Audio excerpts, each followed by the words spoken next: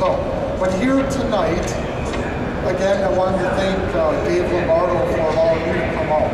This gives me a chance. If I even connect with one or two people here tonight, it makes it worth my while to come out and promote the Second Amendment and people being able to defend themselves.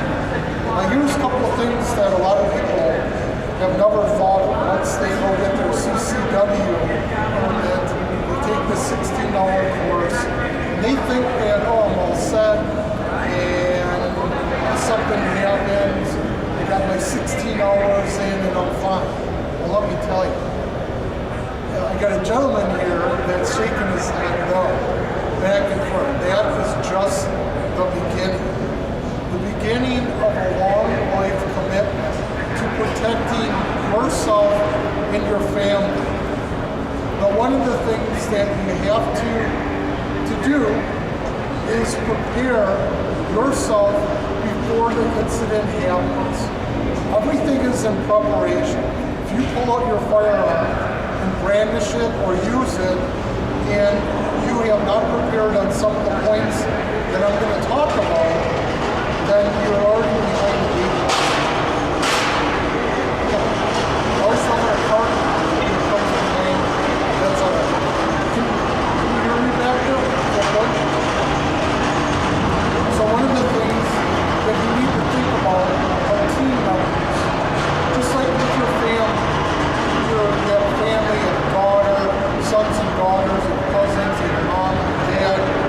Part of your Second Amendment team is going to be an attorney.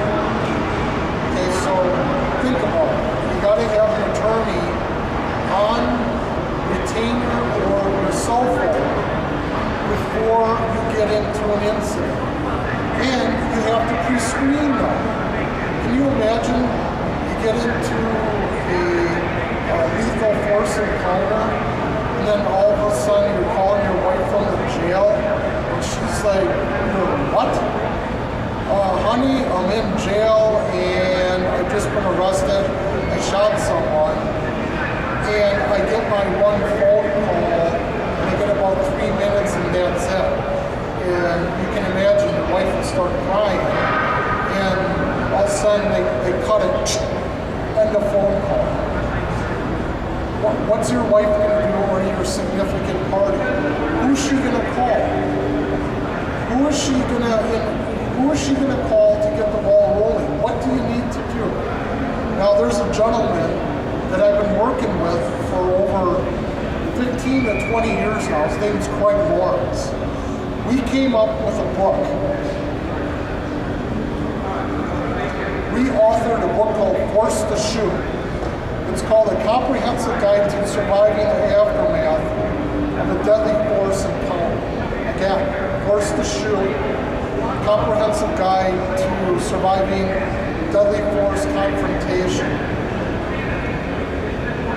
These are all live examples that we either have been through ourselves or that we talk to other people that we built up over 20 years.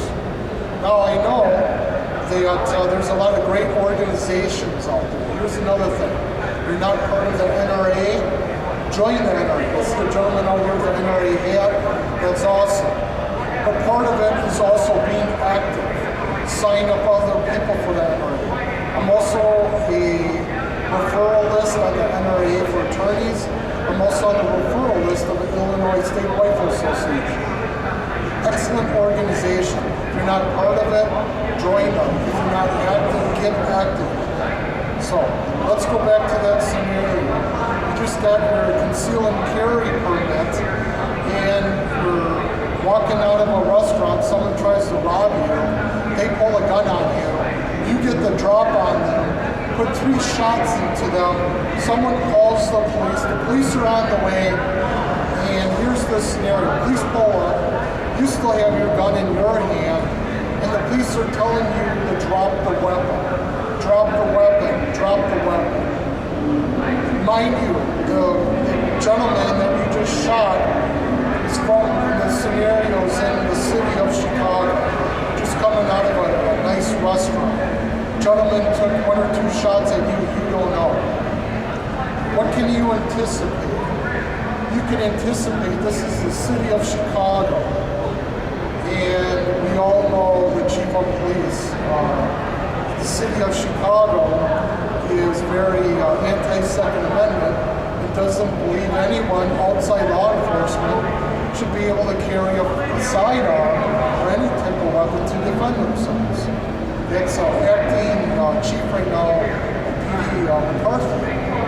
He has been on several shows, as Ron Emanuel has, and also the district attorney, Anita Alvarez. They actively promote anti-Second Amendment and your ability to defend yourself.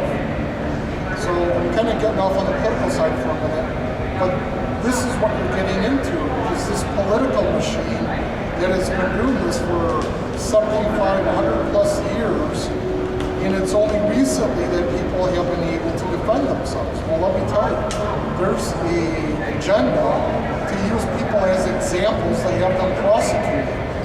And they just tried this up in Lake County. Thank God the gentleman was acquitted. But here's some of the things you need to think about. So, police are approaching. What do? Have you had any training what to do with the police? Have you even thought about what you're going to do when you got a firearm and the police are approaching? You're going to put it down? You're going to turn towards an officer with a gun? Are you going to reholster? Is there another perpetrator out there that could potentially shoot you? How do you handle all these scenarios? Here's another thing you need to think about. What about all the evidence? What about the gun that the perpetrator had and the bullet casings? So how do you handle all this? And in this high stressful situation, what do you do? Who do you talk to? What are you going to anticipate?